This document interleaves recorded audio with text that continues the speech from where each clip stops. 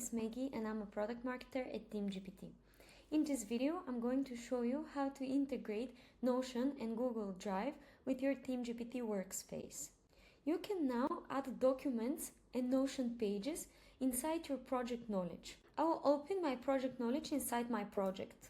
Over here, you can see that you can connect to Google Drive or connect to Notion. I'm going to click on Connect to Google Drive. And now I'll need to log in. Great, my Google Drive is now connected. I'm going to click Add from Drive, and I will select the document I would like to upload in Project Knowledge. Now I will also connect my workspace to Notion.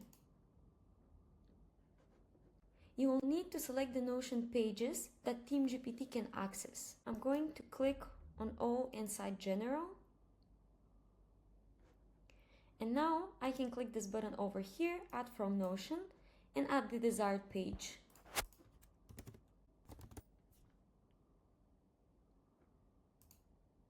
And my Notion page is now connected. All the chats inside my product project will now have these as context. Thank you so much for watching and see you soon.